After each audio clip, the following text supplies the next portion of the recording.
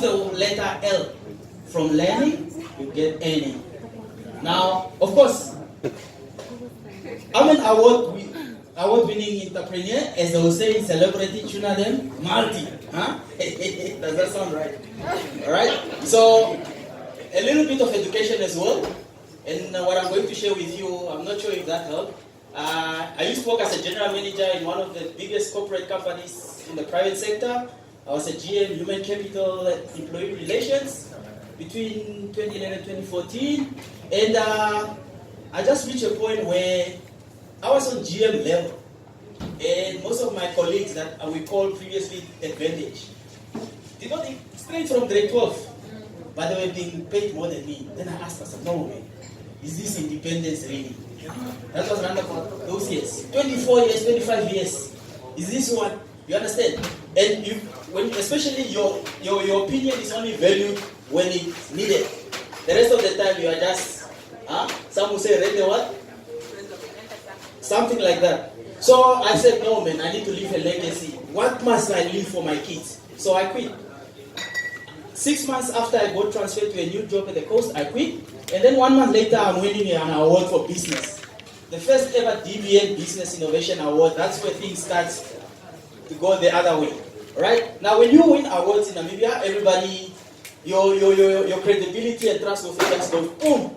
So the next month, I'm getting a deal of 700,000. Next slide. Right? The next month, somebody saw me in the newspaper in one of the town councils up north. Yo. From UNEM, of course. Yo, you made it. A deportation. You understand? There is something we need you to. Can you do this? Of course, I can do it.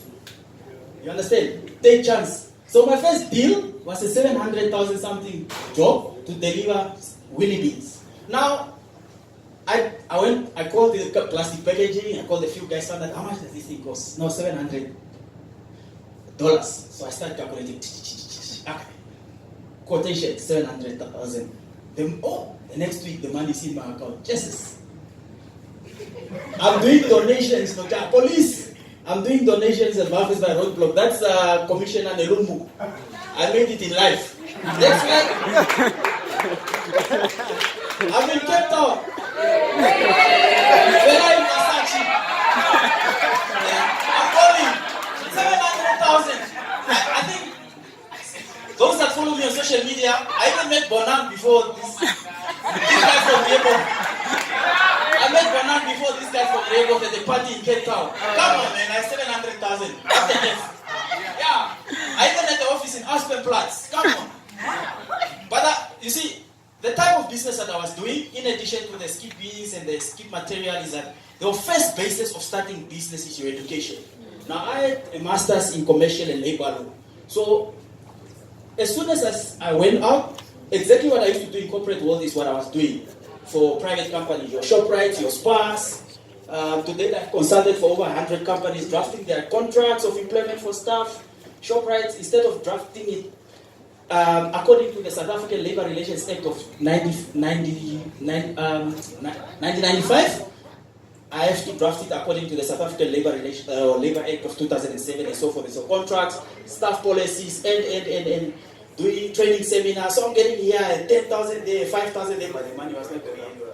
But most of it, I chopped it, kept on and stuff like that. Now when the container came with the willy beans and Valfes bike, don't move too fast. I have a cost for the container, Namport, clearing agent, customs 30%, and the guy, and what is it, MCS, the company that transports the container as well, that owns the container. So my bill was actually 1.2 million. No, by that time I have quit. 1.2 million, the headache starts. Now, you see, like, of course, I also grew up in Mondesa. You know, Priangaba, a real big hustler, will always remain a hustler. How do I get out of this sticky situation? I decided to approach one guy with an account with most of these guys. He had an account with most of these guys. So he could get the container out and get it to my client. Because my client was complaining, even the guy who hooked up the deal, hey, I'm not complaining, you said you will deliver within 1 month. It's going now for month 3, 4, 5. Jesus.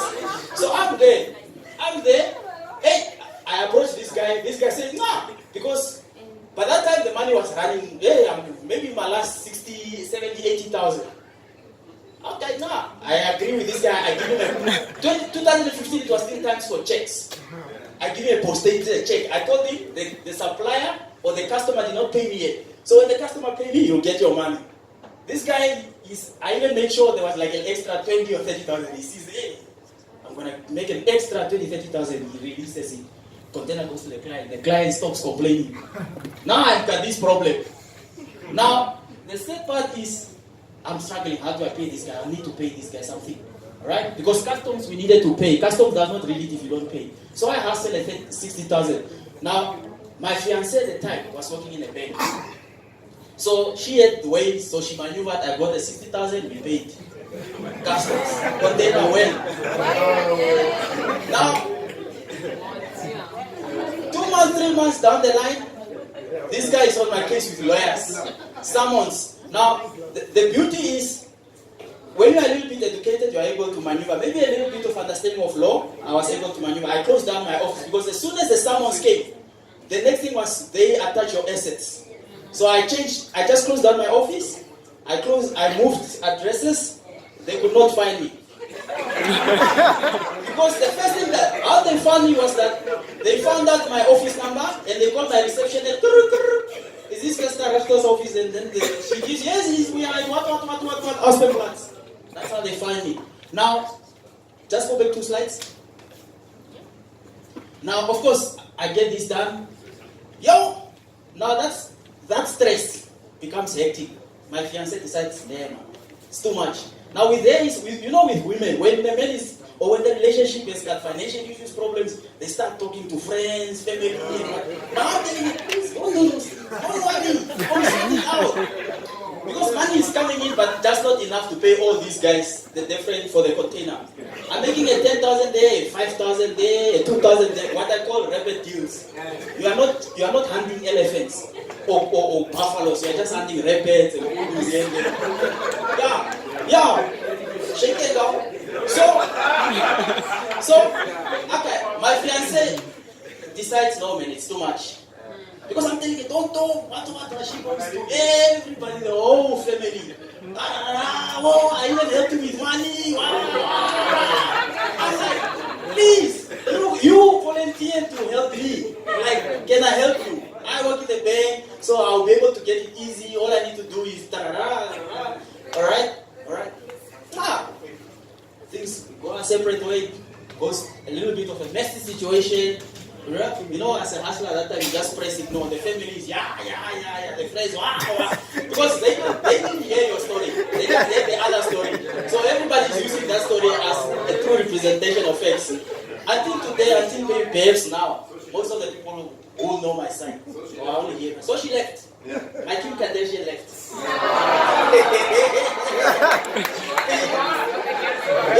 So now 2016, I'm still in this situation. She left, I'm still in this situation. Next slide. Hey, the money is coming in. I've got a bond of a place in Komasdal. I've got the car. As the money is coming, it's going out, and then there's these guys on my neck. Later my electricity gets cut off. City of Windhoek. Remember you have a master's. How do you get your electricity cut off?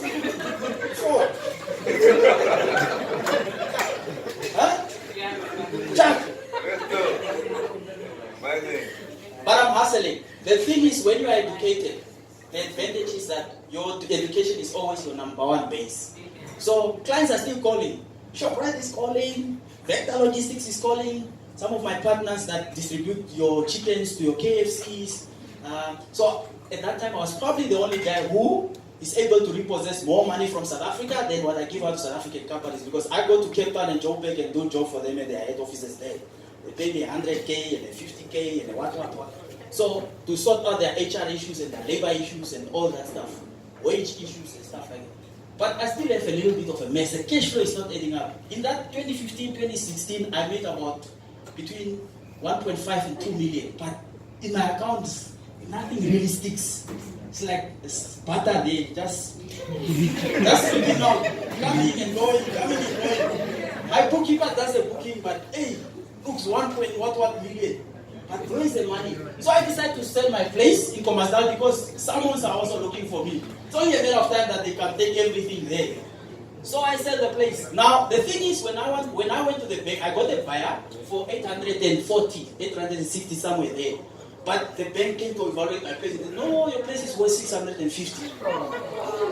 Yes, I budgeted to make profit of 280. Then I can pay off a couple of things. I told the bank, take off the car, because what used to happen with the car in the house is that 2 months I run behind. Then the bank guys start. Then the third month I come with a 40,000. I say, fuck you, man. Then I'm gone. Then they hold my back for a month. Then I hustle. Then it's only regular businesses and springboks. The small ones coming in, the 2,000, the 3,000, not real money, man. Then I run behind again. Then another month comes, I get the 80. I say, take half of this or 30% of, 30,000 of this and so forth and so forth. Yeah. So that was the situation. The cash flow was just not adding up. Now, I think it's just a little bit quicker. Just go back. So I sell the place. I want to sell it. Me and the couple that are buying my place, lovely couple with small kids, they came to my place because money was coming in, so my place was really picked up. Yeah. Expensive stuff also, problem. Yeah. So it was picked up. When they came, they fell in love with the place. Oh, wow, where is it? It's como estamos. The wife came about 4 times to view my place. And the husband just had to sign. He signs 860. Now I agreed that the other 20 they give me cash. Alright? So I go to the bank, they evaluate me for 600,000. I told the bank evaluation manager, for a week I was in that guy's office constantly. Never. I put a shade, I put interlocks. My place is got built-in cupboards. It didn't have that. It's got built-in stove. It didn't have that. Who come to me the price 8? That guy got fed up with me. He said, come. Place sold. I made my profit. I ran away from that address. I went to a new address. Unknown. The lawyers were looking for me, but they will not find me. So, because I needed time to pay off my things properly. So I started paying off my things properly. 2016, 2017, I started balancing my books now. Business stabilizing, right? I also realized at that point that, look, I was making money, but I was running an office of 14,000 housing plants. And I was just getting 1 visitor per month. The rest were just friends that would say, hey, you're playing. You made it in life. You made it in life. You understand?